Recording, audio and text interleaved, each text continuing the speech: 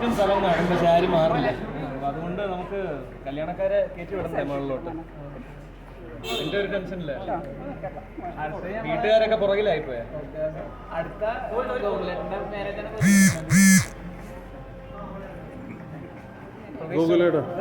ഉടനെ ഉണ്ടാവോ? ഇല്ല, കുറച്ച് പെട്ടെന്ന് പ്രതീക്ഷിക്കണ്ടോ? പെട്ടെന്ന് പ്രതീക്ഷിക്കണ്ട. ഇല്ല, അങ്ങനെ വലിയ ധൃതിയൊന്നും നിലവിൽ പ്ലാനിങ് ഒന്നുമില്ല. അനിയനാണെന്ന് പറഞ്ഞു, അനിയൻ കെട്ടി. അനിയനും അനിയത്തിയൊക്കെ ഉണ്ടല്ലോ. ആര് പറഞ്ഞു? സോഷ്യൽ മീഡിയയിലൊക്കെ ആര്? ഞാനോ? പ്രണയമൊക്കെ എല്ലാവർക്കും ഉള്ളത്. പ്രണയം നല്ലതല്ല. നിങ്ങളെ തന്നെയായിരുന്നു അല്ല, ആ പ്രണയം ഉണ്ടെന്ന് പറയുന്ന ആൾ തന്നെയാണോ? അങ്ങനെയാണ് ആഗ്രഹം. പക്ഷെ അങ്ങനെ വലിയ ധൃതിയൊന്നുമില്ല. എല്ലാം സാവകാശം സമാധാനത്തിൽ വളരെ ലോ പ്രൊഫൈലിലാണ്. നമ്മളാരും അറിയില്ല. അല്ല, ഈ അവസരത്തിൽ മമ്മൂക്കയുടെ കൂടെ ഒരു ടീസർ റിലീസ് തന്നെയാണല്ലേ ഇപ്പൊ 2 ദിവസം മുന്നേ? അത് എങ്ങനെയുണ്ട്? അതിന്റെ ഒരു ഞാൻ ഒട്ടും പ്രതീക്ഷയില്ല അങ്ങനെ ടീസറിലൊക്കെ എനിക്ക് അത്ര ഇമ്പോർട്ടൻസ് തന്നെ വിഷ്വലൈസ് ചെയ്ത് കാണിക്കുന്നത് തന്നെ. അപ്പോൾ അതിൽ തന്നെ എനിക്ക് മമ്മൂട്ടി സാറിനോടും മമ്മൂട്ടി കമ്പനിയോടും ഗൗതം മേനോൻ സാറിനോടും എല്ലാവരോടും ഒരുപാട് നന്ദിയുണ്ട്.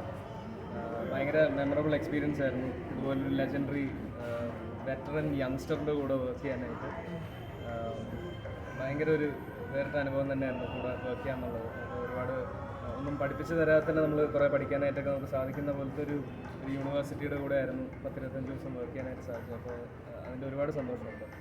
ത്രൂ ഔട്ട് റോളാണോ മമ്മൂക്കയുടെ കൂടെ? ഒരു ഫസ്റ്റ് ഹാഫ് വരെയൊക്കെ പറഞ്ഞിട്ടുണ്ടായിരുന്ന റോളായിരുന്നു. പിന്നീട് കുറച്ചുകൂടി ഒന്ന് എക്സ്റ്റെൻഡ് ആയി. ഫസ്റ്റ് ലുക്ക് ഇറങ്ങിയപ്പോൾ ഒരു ഇൻവെസ്റ്റിഗേഷൻ ത്രില്ലറിൻ്റെ ടൈപ്പുള്ള ഒരു പോസ്റ്റർ ഫസ്റ്റ് ലുക്കാണ് വന്നിട്ടുണ്ടായിരുന്നത്. അങ്ങനെ തന്നെയാണോ? ഒരു പിങ്ക് പാന്തോ ലൈക്കൊക്കെ പ്രതീക്ഷിക്കാം. ഒരു കോമഡി എലമെന്റിൽ പോകുന്ന അങ്ങനെ പിങ്ക് പാന്തോ എലമെന്റ്സ് ഒക്കെ കുറച്ചുള്ള അങ്ങനത്തെ ഒരു മൂഡിലുള്ള ഇതൊരു റിലീഫ് ആകുമ്പോൾ ഒരു കരിയർ ബ്രേക്ക് ആയിരിക്കും.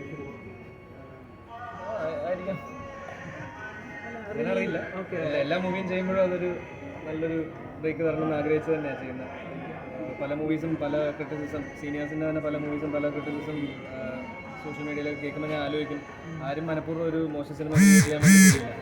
എല്ലാവരും വളരെ ഡെഡിക്കേറ്റഡ് ആയിട്ട് ഒരുപാട് കഷ്ടപ്പെട്ടാണ് ഇൻഡസ്ട്രിയിലെ ടോപ്പ് സീനിയേഴ്സ് വരെ അവരുടെ ബ്ലഡ് ആൻഡ് സ്വെറ്റ് അവർ ട്രെയിൻ ചെയ്താണ് അവർ ചെയ്യുന്നത്. പലതും കണ്ടിട്ടുള്ളതാണ് വർക്ക് ചെയ്യുന്നത്.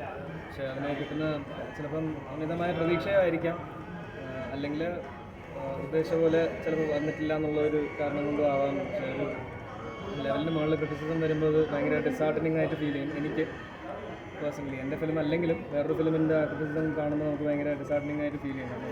ആരും മോശം ഫിലിം ചെയ്യാനായിട്ട് വേണ്ടി ചെയ്യില്ലല്ലോ.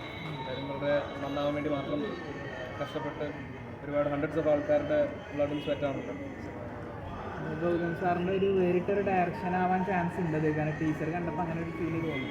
അതെ, അദ്ദേഹത്തിൻ്റെ മൂവീസ് എല്ലാം കണ്ട് ഫാനായിട്ട് നമ്മൾ ചെറിയ പ്രായം തൊട്ട് നമ്മൾ കാണുന്ന മൂവീസാണല്ലോ. കാക്കാകർക്കായാലും വേട്ടയാടുപിള്ളയുടെ കാരണമായാലും എല്ലാം നമ്മൾ കണ്ടിട്ട് പോയി. അദ്ദേഹത്തിൻ്റെയൊക്കെ അടുത്തൊന്നും വന്നൊരു ഫോട്ടോ എടുക്കാനായിട്ടൊക്കെ മാത്രം ആഗ്രഹിക്കുമ്പോൾ അദ്ദേഹത്തിൻ്റെ ഫ്രെയിമിൽ വന്ന് പെടാനായിട്ട് പറ്റുക എന്ന് പറയുന്നത് വലിയൊരു ദൈവഭാഗ്യമായിട്ട് കാണും. ഒരുപാട് സന്തോഷം. Thank you.